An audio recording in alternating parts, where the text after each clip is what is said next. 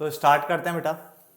एक नया डिफरेंस जो कि हमारा एंजल इन्वेस्टर्स और वेंचर कैपिटलिस्ट के ऊपर है। एंजल इन्वेस्टर्स क्या होते हैं और वेंचर कैपिटलिस्ट क्या होते हैं, काफी इंपॉर्टेंट एक डिफरेंस है आपके लिए। तो देखो, सबसे पहले हमारे पास यहाँ पे मीनिंग है। मीनिंग में मैंने लिखवाया है कि एक एंजल इन्वेस्टर जो होता है, एक एंजल इन्वेस्टर वो होता है इज अ वेल्दी पर्सन, यानी काफी पैसे वाला बंदा बोला गया। Who invest his or her own money, यानी जो खुद की मनी, ओन मनी लिखा है, उसे इन्वेस्ट करता है in a company, usually a startup, यानी एक स्टार्टअप टाइप की, जो मतलब स्टार्टिंग में जो पैसा इन्वेस्ट करता है उसकी बात करा गया है यहाँ पे। That is in the, that is, ठीक है, इसको ऐसे भी लिख सकते हो I dot E dot, that is in the early stage of development, यानी जब कंपनी स्टार्टिंग के इनिशियल स्टेज पे होती है उस टाइम पे ये पैसा लगाता है, उसको एंजल इन्वेस्टर बुला रही है। सबसे मेन जो पॉइंट यहाँ पे है, ये अपना पैसा लगाता है। यहाँ पे कौन सा लगाता है? अपना पैसा लगाता है, ओन मनी। तो an angel investor is a wealthy person who invest his or her own money in a company, usually a startup, that is in the early stage of development, यानी डेवलपमेंट की जो early stage है वहां पे पैसा क्या करता है, कंपनी में इन्वेस्ट करता है। ठीक है, मेन की पॉइंट क्या है यहाँ पे कि ओन मनी। क्लियर? जबकि वेंचर कैपिटलिस्ट की अगर हम बात करें, यानी वीसी की अगर हम बात करें, तो it refers to an organization और अ पार्ट ऑफ ऑर्गेनाइजेशन, या तो ऑर्गेनाइजेशन बोल लो, या तो पार्ट ऑफ ऑर्गेनाइजेशन बोल लो, या फिर एक प्रोफेशनल पर्सन बोल लो। तो it refers to an organization और a part of an organization और a professional person who invest in budding companies. Budding companies वही होती है बेटा जो स्टार्टिंग में मतलब स्टार्ट कर रही है अपना बिजनेस, बिल्कुल न्यूली स्टेज पे है। ठीक है ना? बाय प्रोवाइडिंग देम कैपिटल, उनको क्या देता है? ये कैपिटल देता है to help them grow and expand, ताकि वो क्या कर सके, ग्रो हो सके और एक्सपेंड हो सके। बट यहाँ पे कहीं भी ये नहीं लिखा कि वो अपनी पैसा ही इन्वेस्ट करेगा, ऐसा कहीं वर्ड यूज नहीं हो रहा। तो it refers to an organization और अ पार्ट ऑफ ऑर्गेनाइजेशन और a professional person who invest in budding companies, मतलब जो शुरुआती दौर पे अपने, by providing them capital comma to help them grow and expand, ताकि वो ग्रो और एक्सपेंड हो सके। तो पहला पॉइंट क्लियर होता है। मैं पहला पॉइंट यहां से रिपीट कर रहा हूं, प्लीज ध्यान से सुना, डेफिनेशन में काफी अच्छी चीजें होती हैं। एक एंजल इन्वेस्टर, एक वो इज अ वेल्दी पर्सन, वो वेल्दी पर्सन है who invest his or own money in a company, usually a startup, that is in the early stages of development. जबकि मैंने वहां पे बोला it refers to an organization और a part of an organization और a professional person who invest in budding companies, मतलब जो early stage पे है वही कंपनी बात कर रहा है। बाय प्रोवाइडिंग देम कैपिटल, उनको कैपिटल यानी पैसा देता है to help them grow and expand. Money की अगर हम बात करें तो यहाँ पे ये own fund, invest their own fund, यानी खुद का पैसा यहाँ पे इन्वेस्ट करते हैं। जबकि pools money from insurance company, ये पैसा कहाँ से आ सकता है आपके पास? इंश्योरेंस कंपनीज हो गया, फंड्स हो गए, ठीक है, कॉर्पोरेशन हो गया, अदर कंपनीज एंड ऑल हो गई, टू इन्वेस्ट। तो यहाँ पे जो है पैसा जो है सब जगह से आएगा, फिर वो पैसा यहाँ लगाया जाएगा। तो एक तरह से इसने बोला पूल्स मनी फ्रॉम, ये पैसा कहाँ से आ रहा है? Insurance company, funds, corporation to invest. यहाँ पे ये सारे आते हैं ताकि क्या कर सके, इन्वेस्ट कर सके। क्लियर हो गया? यहाँ पे ओन पैसे की बात नहीं हो रही है, खुद के पैसे की बात नहीं हो रही है। इन्वेस्टमेंट साइज यहाँ पे लेस रहता है इसके कंपैरिजन में यहाँ पे इन्वेस्टमेंट साइज लेस है, बट यहाँ पे क्या है, कंपैरेटिवली लार्ज। इसके कंपैरिजन में यहाँ पे इन्वेस्टमेंट का जो साइज होता है वो लार्ज होता है। तो 3 पॉइंट क्लियर होते हैं। ठीक है, पहला पॉइंट मीनिंग हमने समझा, दूसरा मनी, और तीसरा हमारा हो गया इन्वेस्टमेंट साइज। क्लियर? देन उसके बाद अगला बात करते हैं सोर्स ऑफ फंड। बेटा सोर्स ऑफ फंड ना जो है मनी से रिलेटेड ही है। ठीक है, बस को थोड़ा एक्सपेंड करके अच्छे तरीके से बताया गया यहाँ पे। सोर्स ऑफ फंड यानी कहां से पैसा आएगा, सोर्स ऑफ फंड यानी जो पैसा है उसका स्रोत क्या है। ठीक है ना? तो उसकी बात कर रहा है। तो उसने बोला दे यूज देयर पर्सनल फंड, यहाँ पे पर्सनल यानी ओन पैसा यूज होता, हमने ऑलरेडी पढ़ लिया था।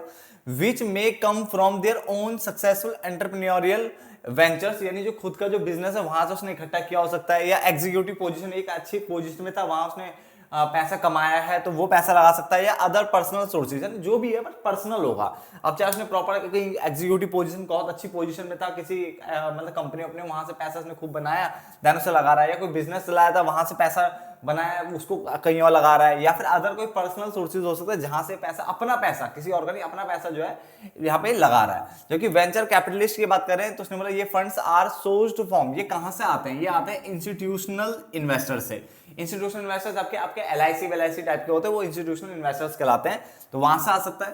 पेंशन फंड से आ सकता है, एंडोमेंट से आ सकता है। एंडोमेंट मतलब यहाँ पे डोनेशन टाइप का मान लो, या कोई अदर बेनिफिट जो दूसरों से आ रहा हो, ठीक है ना, तो एंडोमेंट हो सकते हैं।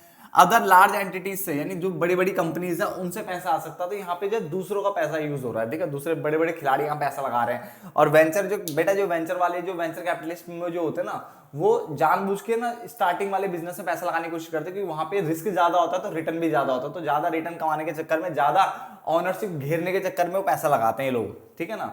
जैसे इंस्टीट्यूशनल इन्वेस्टर्स, पेंशन फंड्स वाले हो गए, एंडोमेंट हो गया, या अदर लार्ज एंटिटी बड़े बड़े हो गए ना, वो सारे क्या करते हैं, स्टार्टिंग बिजनेस में पैसा लगाने की कोशिश करते हैं, ताकि उनका ज्यादा से ज्यादा क्या है, शेयर उनके पास आ जाए, ज्यादा बेनिफिट उनके पास आ जाए। क्लियर।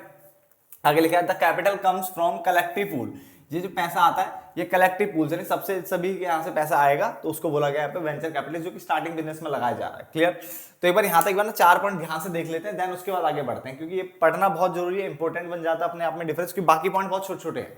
तो पहले बोला angel investor is a wealthy person who invest his or own money in a company, usually a startup that is in the early stages of development. जबकि it refers to an organization या फिर part of an organization और a professional person who invest in budding company, यानी जो starting stage पे है development के, bye providing them capital, ताकि वो क्या कर सके, ग्रो और एक्सपेंड हो सके। यहाँ पे ओन फंड यूज होता है, यहाँ पे पूल मनी मतलब कलेक्टिव एक तरह से यूज हो रहा है पैसा, इंश्योरेंस कंपनी का, अदर कॉर्पोरेशन का, फंड्स का, है ना, इन चीजों का। आगे इन्वेस्टमेंट साइज यहाँ पे लेस होता है इसके कंपैरिजन, वेंचर कैपिटलिस्ट के कंपैरिजन में यहाँ पे इन्वेस्टमेंट साइज कम है, यहाँ पे कंपैरेटिवली लार्ज है इसके कंपैरिजन में। उसके अलावा सोर्स ऑफ फंड, मैंने बोला पर्सनल फंड एंड ऑल यहाँ पे लगाए जा सकते हैं। यहाँ पे अगर हम बात करें तो इंस्टीट्यूशनल इन्वेस्टर्स से पैसा आएगा, पेंशन फंड से पैसा आएगा, एंडोमेंट से पैसा आएगा, अदर लार्ज एंटिटीज यहाँ पे आती है, कलेक्टिवली यहाँ पे पैसा लगाया जाता है। तो उसने बोला डिसीजन मेकिंग प्रोसेस की बात करें तो यहाँ पे often individual decision making process होती है, क्योंकि अकेले बंदे का पैसा लग रहा है, खुद का पैसा लग रहा है, तो इंडिविजुअल डिसीजन मेकिंग यहाँ पे देखने को मिलती है। बट यहाँ पे इन्वेस्टमेंट कमिटीज होती है बेटा, क्या होती है, इन्वेस्टमेंट कमिटी होती है, जो कि क्या करती है, डिसीजन लेती है। क्या लेती है, डिसीजन लेती है। क्लियर हो गया। देन ऑनरशिप एंड कंट्रोल की बात करें, कंट्रोल एंड ऑनरशिप की बात करें तो यहाँ पे लेस कंट्रोल, क्योंकि यहाँ पे स्मॉलर ऑनरशिप स्टेक होता है, तो कंट्रोल जो होता है वो कम होता है, क्योंकि यहाँ पे जो आप इक्विटी ले रहे हो दूसरी कंपनी की जो लेते हो, वो स्मॉलर ऑनरशिप स्टेक होता है, कम लेते हैं, ठीक है। बट यहाँ पे ग्रेटर कंट्रोल होता है, क्योंकि ये सारे सार का एक तरह से खाने वाले बंदे हैं, ठीक है, ये स्टार्टिंग वाले बिजनेस को मैक्सिमम लपेट लेते हैं अपने अंदर ही। तो उसने बोला सिग्निफिकेंट ऑनरशिप कंट्रोल आता है, यानी जैसे आपका बिजनेस है, मैं आपके इसमें पैसा लगाने वाला हूँ, ठीक है, जगह जगह से पैसा आपके इसमें लगाएंगे ताकि आपके यहाँ से इक्विटी इनके पास आ जाए, तो ये ग्रेटर कंट्रोल ले लेते हैं, क्योंकि इक्विटी आएगी तो इक्विटी में क्या होता है, ऑनरशिप आ जाती है, वोटिंग राइट मिल जाता है, तो ग्रेटर कंट्रोल है, यानी सिग्निफिकेंट ऑनरशिप स्टेक यहाँ पे मिल जाता है। स्टेक मतलब इंटरेस्ट मान लो, ठीक है ना।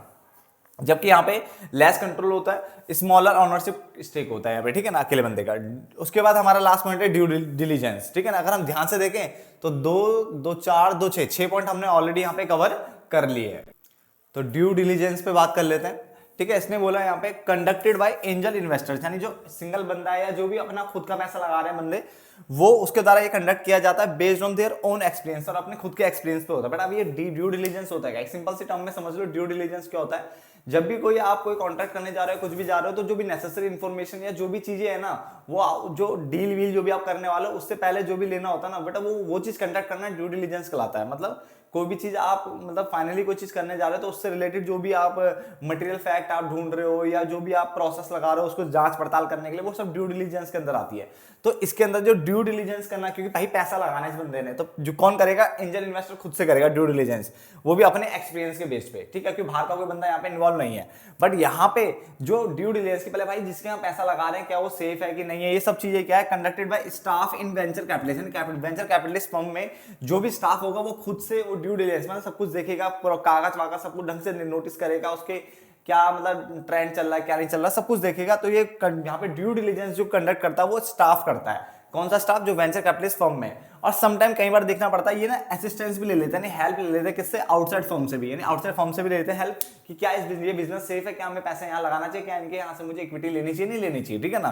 तो इसने बोला यहाँ पे जो ड्यू डिलीजेंस कंडक्ट कर रहा है वो स्टाफ कर रहा है वेंचर कैपिटलिस्ट फर्म के अंदर। समटाइम जो यहाँ पे हेल्प ली जाती है, आउटसाइड फर्म की भी हेल्प ली जाती है, वो इन्फॉर्मेशन गैदर एंड ऑल करने के लिए, कि फाइनली आपको कॉन्ट्रैक्ट करना है, तो उससे पहले वो जो इन्फॉर्मेशन गैदर करनी है, वो उसके लिए आप क्या है, या तो अपने जो वेंचर कैपिटलिस्ट फर्म में जो स्टाफ है उनका वो हेल्प मतलब कंडक्ट करेंगे ड्यू डिलीजेंस, या तो फिर आप आउटसाइड फर्म का क्या लेते हो, यहाँ पे हेल्प ले सकते हो। बट अगर यहाँ पे बात करें तो एंजल इन्वेस्टर को खुद से करना पड़ेगा अपने एक्सपीरियंस के बेस पे।